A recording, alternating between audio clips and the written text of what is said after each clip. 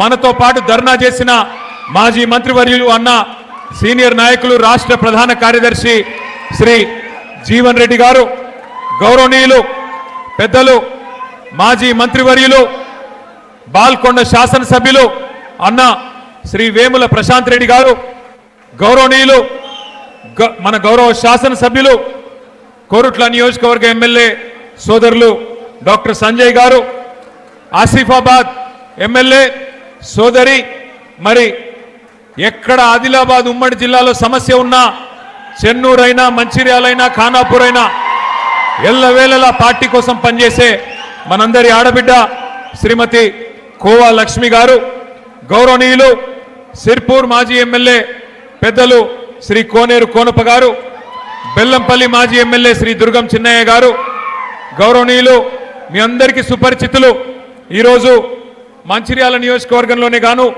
చెన్నూరు నియోజకవర్గంలో కూడా అదేవిధంగా హైదరాబాద్లో కేసీఆర్ గారితో అత్యంత సన్నిహితంగా ఉండే ఫిలిం డెవలప్మెంట్ కార్పొరేషన్ మాజీ అధ్యక్షులు సోదరులు శ్రీ పుష్కూర్ రామ్మోహన్ రావు గారు, గౌరవనీయులైన వేదికపైన ఆసీనులైన మా మాజీ మంత్రివర్యులు అన్నగారు ఆదిలాబాద్ మాజీ శాసనసభ్యులు శ్రీ జోగు రామన్న గారు, గౌరవనీయులు చొప్పదండి మాజీ ఎమ్మెల్యే సుంకె రవిశంకర్ గారు, మాజీ శాసన మండలి సభ్యులు పార్టీ ప్రధాన కార్యదర్శి ఆదిలాబాద్ ఇన్ఛార్జ్ శ్రీ నారదాసు లక్ష్మణ్ రావు గారు, అట్లాగే ఇంకా మన పెద్దపల్లి మాజీ శాసనసభ్యులు శ్రీ దాసరి మనోహర్ రెడ్డి గారు, ఖానాపూర్ నియోజకవర్గ బాధ్యులు సోదరులు శ్రీ బుక్యా జాన్సన్ రాథోడ్ గారు, అదేవిధంగా వేదికపైన ఆసీనులైన సీనియర్ నాయకులందరికీ నేను ఎవరెవరి పేర్లు అయితే చెప్పలేదో దయచేసి వారు మనసులో పెట్టుకోండి, ఏమనవద్దని చెప్పి కోరుతూ ముందుగా మరణించిన మరణించాలి నేను మా చందర్ గారు రామగుండం మాజీ శాసనసభ్యులు వారి పేరు చెప్పడం మర్చిపోయాను, చందర్ గారికి ఇంకా ఎవరెవరి పేరు చెప్పలేదో వారందరూ కూడా దయచేసి ఏమనుకోవద్దని చెప్పి కోరుతూ మరి మే 5, 2026 నాడు మరణించిన నలుగురు రైతులు తనుగుల నాగరాజ్ గారు గంపలపల్లి, తనుగుల అభిరామ్ గారు వారిది కూడా గంపలపల్లి, గుండారపు వెంకటేష్ గారు కొత్తూరు, నెలికి లచ్చన్న గారు ముత్యంపేట, ఈ నలుగురు రైతులు మరి వారందరి ఆత్మ శాంతించాలని చెప్పి మనస్ఫూర్తిగా మరి మనందరి తరపున కూడా ఆ భగవంతుని ప్రార్థిస్తూ ఇవాళ మనందరం కూడా ఇక్కడికి ఎందుకు వచ్చినామో మీ అందరికి తెలుసు. కాంగ్రెస్ తెచ్చిన కరువుతో, కాలం తెచ్చిన కరువుతో కాదు, కాంగ్రెస్ బలవంతంగా మన మీద రుద్దుతున్న కరువుతో రైతాంగం అల్లాడుతున్నా, పంటలు పండక, వేసిన విత్తనాలు మొలకెత్తక, పుట్టెడు దుఃఖం వెంటాడుతున్నా అన్ని దిగముంగికొని ఇక్కడికి తరలి వచ్చిన మా రైతన్నలందరికీ శిరస్సు వంచి హృదయపూర్వకంగా నమస్కారం చేస్తా ఉన్నా. అట్లాగే మీ అందరికీ తెలుసు మే 5, 2026 నాడు మంచిర్యాలలో జరిగింది రైతు సోదరులకు ఒక మహా విషాదం. ఒకటే నియోజకవర్గంలో ప్రభుత్వం పంటలు కొనకపోతే కొనుగోలు కేంద్రాలలో కాపుగాసి అక్కడే ఉండి ఎక్కడ మా పంట నష్టమవుతుందో అని చెప్పి భయంతోని కదలకుండా ధాన్యాన్ని కాపాడుకునే ప్రయత్నంలో నలుగురు అన్నదాతలు మృత్యువాత పడ్డారు. ప్రభుత్వ నిర్లక్ష్యం వల్ల తెచ్చిన ధాన్యాన్ని 30 రోజులు 60 రోజులు కొనేటోడు దిక్కులేడు, సంచులిచ్చేటోడు దిక్కులేడు. ఈ దిక్కు దివానం లేని ప్రభుత్వంలో అన్నదాతకు మరి దిక్కులేని పరిస్థితి వస్తే ఆ పంటను కాపాడుకునే ప్రయత్నంలో ఆ కొనుగోలు కేంద్రం దగ్గరే కాపుగా చిన్నప్పుడు గోడ కూలింది. గోడ కూలితే నలుగురు రైతులు చనిపోవడం జరిగింది.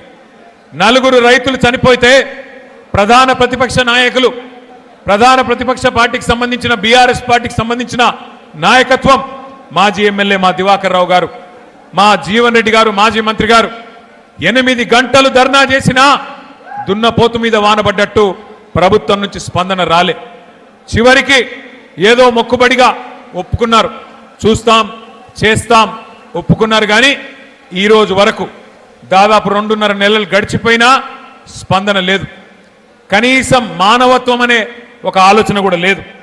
మరి ఈ నలుగురు చనిపోయిన తర్వాత అర్ధాంతరంగా వారి జీవితాలు ముగిసిపోయిన తర్వాత నాకు దివాకర్ రావు గారు జీవన్ రెడ్డి గారు కలిసి ఫోన్ చేసినారు. అన్న మరి పార్టీ తరఫున మనమన్నా ఏమన్నా చెప్పాలి, ఎందుకంటే రైతులు ఈ రకంగా ఇబ్బందులు పడతా ఉన్నారు, వారికి అండగా నిలబడాలన్నారు. ఆ రోజు మేము వరంగల్లో ఉన్నాం, రైతు సదస్సు, అక్కడ రైతు సంగ్రామ సదస్సు నిర్వహిస్తా ఉన్నాం. అదే రోజు ఈ బాధాకరమైన సంఘటన జరిగింది. వెంటనే ప్రకటించినాం, కేసీఆర్ గారిని అడిగితే మంచిర్యాల జిల్లాలో జరిగిన ఈ విషాదానికి పార్టీ తరఫున తప్పకుండా మనం అండగా నిలబడదాం, ఒక్కొక్క రైతుకు 5 లక్షల రూపాయలు వెంటనే ప్రకటించండి అని చెప్పి కేసీఆర్ గారు చెప్పినారు. చెబితే ఇవాళ శోకసంద్రంలో ఉన్న రైతు కుటుంబాలకు నేను అడిగిన, ప్రభుత్వం నుంచి ఏమన్నా వచ్చిందా అమ్మా అని అడిగిన. బాధ ఎక్కడ అనిపిస్తుంది అంటే 2.5 నెలలు అయిపోయింది.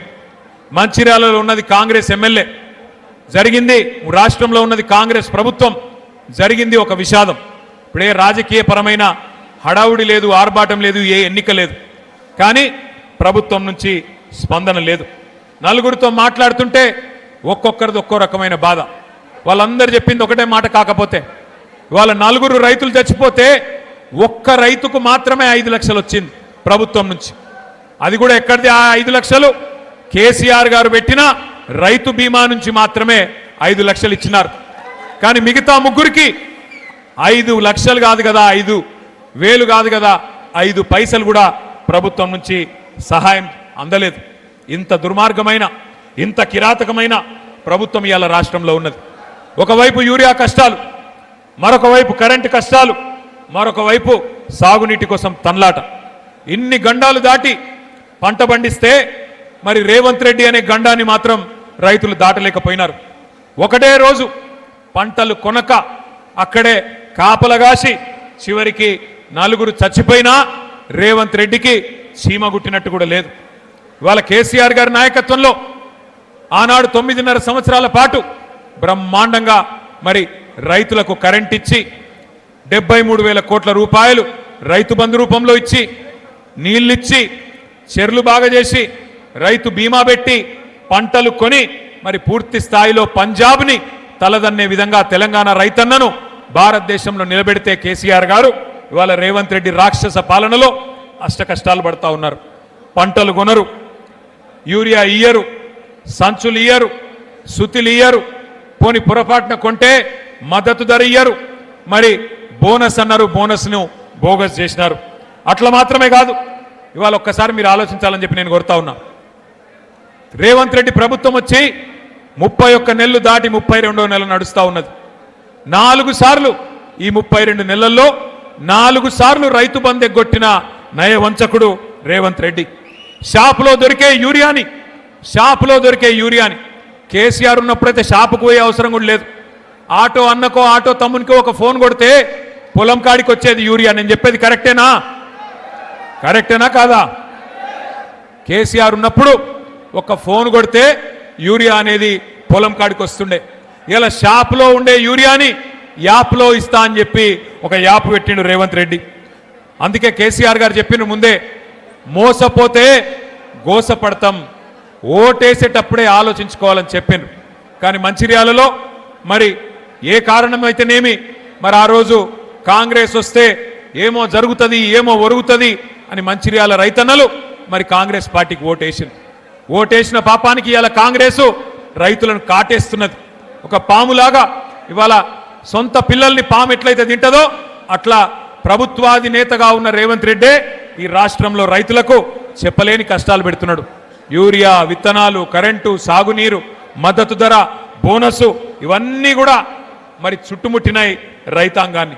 ఇవాళ పరిస్థితి ఎట్లా ఉన్నది?